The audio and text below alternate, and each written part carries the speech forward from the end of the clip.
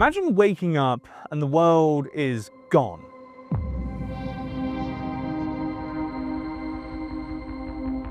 Not destroyed, not burned, just still. You open your eyes to silence, not the peaceful kind, but the kind that wraps around your chest and squeezes. You step outside and the village that was humming with life just hours ago is frozen. Chickens lie motionless and cattle, they're slumped where they stood. Your neighbor's door, wide open, but no one answers when you call. You take a breath and then realize something. There's no smell, no rot, no smoke, no clue. Bodies lie where they fell, mid-step, mid-thought, mid-life. Some are sitting in chairs like they simply stopped being, while others are curled up as if they never woke up at all. You run until your legs give out, and the only sound is your own heartbeat. You don't know it yet, but you're one of the only survivors. In just a few minutes, something invisible swept down from the hills, blanketed the valley, and killed over 1,700 people. And the worst part is, no one saw it coming. This is the story of Lake Nyos, where an entire village was erased, not by war or plague, but by the earth itself. Before it became the scene of one of the most bizarre and silent mass deaths in modern history, Lake Nyos was beautiful, serene. It sits tucked away in the northwestern highlands of Cameroon, near the Nigerian border. It's a crater lake, cradled by lush, rolling hills and surrounded by thick greenery and small farming villages. If you stood at its edge back then, the surface would shimmer like glass under the sun, barely a ripple. And so to all of the villagers that lived nearby, Lake Nyos wasn't something to fear, but a quiet, life-giving presence that had always existed and provided for them. The surrounding soil was rich and fertile, and life was simple, hard, but good. They had no idea that beneath that still water, something ancient and restless has been brewing for centuries. It's easy to forget how much of the earth moves silently beneath us. The lake sits atop a volcanic crater that hadn't erupted in living memory. There's no plumes of smoke, there's no rumblings, no steam vents, not anything that suggested the lake they depended on was sitting on a slow, invisible time bomb. And so life continued. The local Fulani herders brought their cattle to drink at the lake's edge every morning. While women washed clothes, children swam, the elders told stories while sitting in the shade of trees. But on August 20th, 1986, the night before everything changed, the villagers around Lake Nyos went to bed like they always did, with no warning that it would be the last time for many of them. There were no signs in the sky, no tremors in the ground, no strange smell or premonitions, just a calm, starry night. August 21st, 1986. It started like any other night. In the villages of Lower Nyos and the neighboring communities, people cooked dinner over open fires while laughter drifted through the air. Children played until darkness gently nudged them all indoors. And then a low sound. A deep and strange rumble, similar to distant thunder on a horizon. Others compared it to the roar of a faraway jet or a passing truck. But there were no trucks or jets, just that low, haunting vibration, rising briefly in the night, but then gone. Most people didn't wake up. From the bottom of Lake Nyos, over 1,000 feet down, a massive pocket of carbon dioxide had been building for centuries, seeping slowly from the Earth's mantle through volcanic rock. It dissolved into the lake's lower layers, trapped under immense pressure, like a bottle of soda waiting to be shaken. And that night, something, and to this day we don't know exactly what, disturbed the lake. Maybe it was a landslide, maybe it was rain that cooled the surface water enough to cause the layers to mix. But whatever it was enough. The balance tipped, and the pressurized CO2 erupted violently from the lake's depths, a rare and terrifying phenomenon known as a limnic eruption. The water near the lake's center churned, bubbling and frothing like a massive underwater volcano had just awoken. A geyser of gas and water blasted skyward in a quiet but enormous explosion of hundreds of feet into the air, sending a white mist over the lake's surface. And then, the invisible killer began to spread. Carbon dioxide is colorless, odorless, and most importantly, it's heavier than air. So it hugs the ground like a blanket, and this silent wave of suffocating gas began to flow slowly outwards, spilling over the lake's crater rim and sliding down the hills towards the villages. Now, in some places, the gas traveled at nearly 30 miles per hour, just racing silently into nearby villages, houses, farms, roads. It didn't burn, it didn't shake the earth or scream, it just simply replaced the air. There were no warning signs, so people never had a chance to run, no time to think, not even a pain, just dizziness, collapse, and then nothing. Some victims were found lying on the ground as if peacefully asleep, while some had collapsed over dinner tables. Entire families gone in a moment, including even chickens, cattle, dogs, and birds. In the village of Lower Nyos, where about 800 people lived, fewer than 100 survived. One man described waking up to find his entire family, his wife, his children, his neighbors, all dead. No wounds or struggle, they were just lifeless, frozen in place. The trees still stood, the grass still waved in the breeze, but the life was gone. Even rescuers were confused. Days passed before the outside world fully understood what had happened. Helicopters circled the lake but saw no smoke, no fire, no destroyed buildings, just villages eerily still, full of corpses. In total, more than 1,700 people and over 3,500 livestock died that night, all in silence, without warning, or a single visible sign. Nature hadn't used fire, it hadn't used water or wind this time. Just air, or the lack of it. But not the kind we can breathe. It was the type that steals breath and leaves nothing behind. So, what did happen? How could an entire village, in fact several villages, just die overnight without a single wound, without fire, without sound loud enough to wake most people up? Naturally, it completely baffled rescuers, survivors, and for a brief moment, even science itself. At first, some speculated on chemical weapons or an outbreak, while a few whispered about curses, supernatural explanations for a disaster that didn't make sense. But eventually, science stepped in, and what it found was, well, even stranger than fiction. The answer was buried deep beneath the surface of Lake Nyos. You see, Lake Nyos isn't just any lake. It's a crater lake formed by volcanic eruptions long ago. That alone should raise eyebrows because volcanic lakes are often unstable, but Lake Nyos sat directly above a volcanic pocket that constantly leaked carbon dioxide from deep within the earth. Now, in most lakes, CO2 released from decomposing plants or underground vents slowly bubbles up and escapes into the air harmlessly. But Lake Nyos was a little bit different. Its waters were stratified, meaning the deep, cold water didn't mix with the warmer water near the surface. That cold bottom layer trapped the CO2 like a pressure cooker.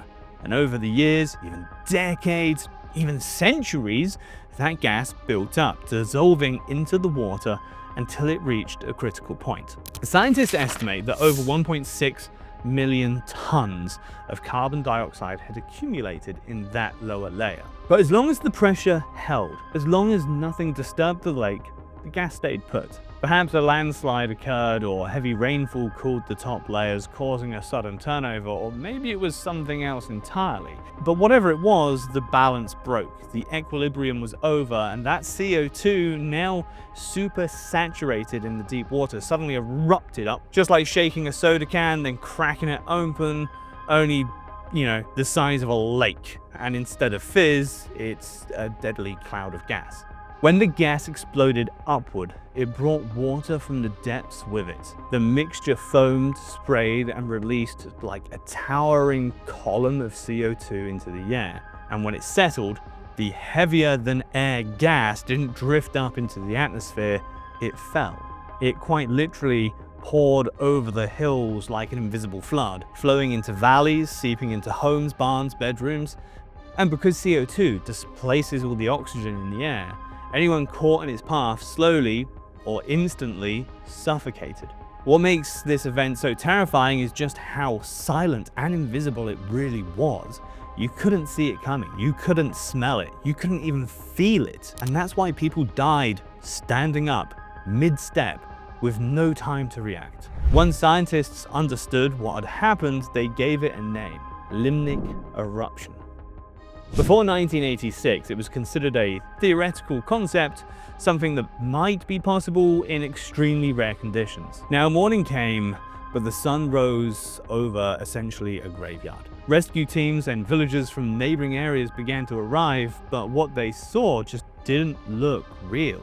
At first, they thought it was some kind of mass poisoning, such as a gas leak, maybe a disease, maybe something worse, something beyond our understanding. People were lying exactly where they had been the night before. A woman slumped over a cooking pot, and children curled up under blankets, never to wake. Entire families sprawled out in courtyards as if frozen mid-conversation, with no signs of struggle, no chaos, just this eerie stillness. One survivor said he woke up surrounded by silence so thick it felt like sound itself had died.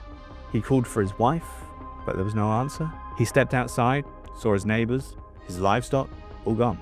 Others described the same eerie calm. It wasn't just people. Cattle were dead in the fields, goats in their pens, dogs beside their owners, even flies had vanished. The rescuers wore gas masks, unsure of what had happened, quite understandably.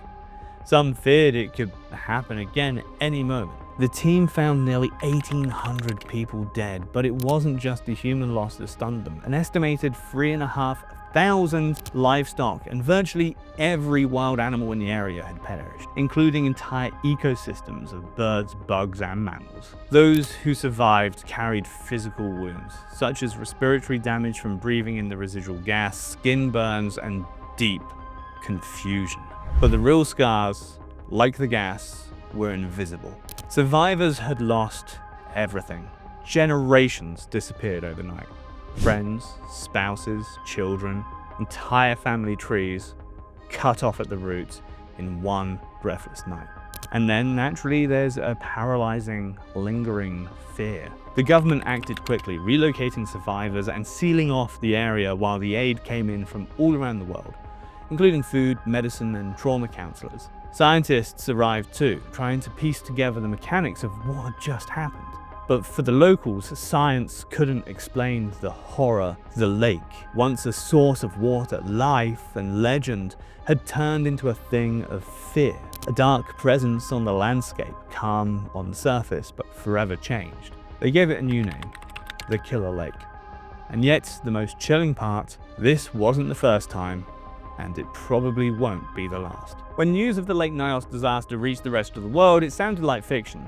A lake had suffocated over 1,000 people without warning.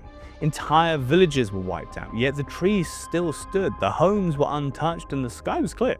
At first, even scientists didn't believe it, but the numbers were undeniable. Something had happened, something strange that until then we didn't even know was possible. In the days that followed, teams of experts from the US, France, Japan, and other countries flew to Cameroon, including volcanologists, chemists, and disaster specialists. Not just out of curiosity, but out of fear. Because if this could happen at Lake Nyos, what if it can happen elsewhere too? The questions piled up quickly. What caused the gas to suddenly erupt? How much more CO2 was there down there? Could it happen again? And could it happen in other volcanic lakes, like Lake Kivu, which sat near millions of people? These weren't academic puzzles, but more of existential threats. What they found at Lake Nyos stunned them. The lake sat in a volcanic crater, and CO2 had been seeping into the deep water for centuries. At the bottom of the lake, it built up quietly, invisibly, pressurized, ready. Then something disturbed the balance. Maybe a landslide, a heavy rainfall, or maybe just a slight drop in temperature at the surface. The fear quickly went global.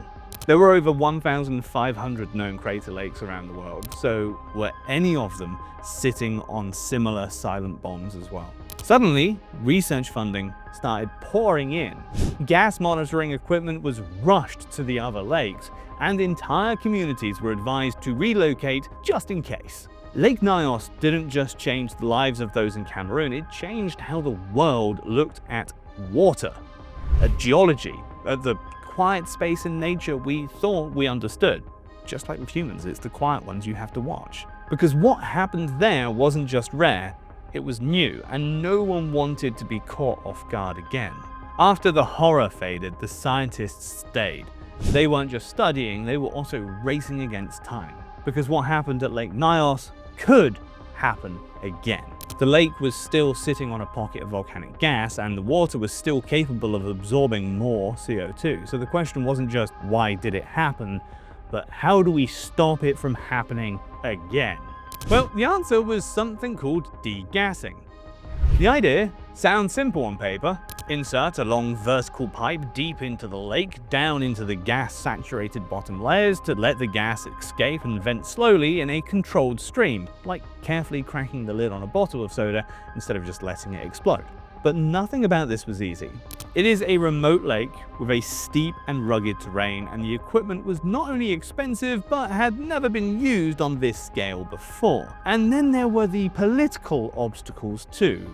International funding debates, delays, red tape. It took years before the first degassing pipe was fully installed and operational. When it finally began working, it was eerie to watch. A fountain of water burst from the pipe, carried upward by CO2 from below. It hissed and bubbled like the lake itself was breathing, but this time under supervision. Eventually, more pipes were installed, so today there are several degassing columns constantly venting the gas buildup, day and night. The pressure has dropped, and the lake is considered stable, but still not completely safe. The degassing has to continue for decades, because if it stops, the gas will return. The invisible killer is still there. It's not dead, it's just kind of caged. Even now, Lake Nyos is monitored regularly, its chemistry is regularly measured, and its behavior is tracked. Because if we learned anything from 1986, it's that water can be patient, and gas doesn't need a second chance to kill. While scientists studied the water, others faced something harder to measure: loss. Thousands were displaced from their homes. Survivors, those few who woke up in silence, surrounded by bodies, were sent to temporary camps scattered miles away from the crater that had taken so much. Mothers woke to find their children gone. Children woke alone, while husbands, wives, grandparents vanished overnight. There were no funerals, no time to process. Just the cold mathematical sweep of death and the eerie stillness that followed. In the camps, trauma lingered like a fog. Many survivors refused to speak about what they saw. Some believed the lake had been cursed, that spirits had taken their loved ones, and that it wasn't gas, but punishment. And I can see why. In time, the government promised new villages, better housing and compensation, but reality came slower than words. For many, the temporary camps became a little bit more permanent. Some survivors returned to the area, not because they trusted it, but because they simply had nowhere else to go. They rebuilt with what they could, planted crops again, raised children near a lake that once killed without warning. Others never came back. For them, the lake wasn't just a place lost, it was a grave. Even decades later, the scars remain. You can't see them from a satellite, they're not in the water chemistry or gas charts, but they live in the quiet hesitation behind survivors' eyes, in the way they pause when they're asked about that night. Lake Nyos was a warning, but was it a one-time event or a glimpse of something much larger? Scientists today know that other lakes could erupt in the same way. One of the most alarming is Lake Kivu on the border of Rwanda and the Democratic Republic of Congo, which is much bigger than Lake Nyos, and apart from CO2, that one also holds methane. A limnic eruption there wouldn't just suffocate people, but could easily ignite and explode and destroy entire cities. But the terrifying part is we still don't know what the exact trigger was at Lake Nyos. A landslide? Drop in temperature, heavy rainfall. No sensor can say it's about to happen. No sirens, no tremors, no warning signs. It's like trying to predict when a soda bottle will fizz over, but with lives at stake. And it's not just in Africa. There are volcanic lakes in Asia, South America, and even Europe. So how do you protect against something you can't see? Well, that's the haunting legacy of Lake Nyos, which reminds us that not every disaster comes roaring in with fire and fury. The Earth hides things, ancient things, systems that have worked in balance for centuries until one day, they just don't. And by the time you realize what's happening, it's already too late. So here's an interesting yet terrifying question for you. What if you were asleep when it happened? No smell, no noise, just the wind brushing your window and then nothing. You'd never even know you were dying. That's what makes Lake Nyos so terrifying. It didn't just kill, but also reminded us how fragile we really are and how little we truly control. And if this can happen in a quiet lake in Cameroon, where else is waiting for it to happen? But hey, if you like stories that peel back the surface of our world and show what's really underneath, stick around. Because the planet holds secrets, and some of them are starting to speak.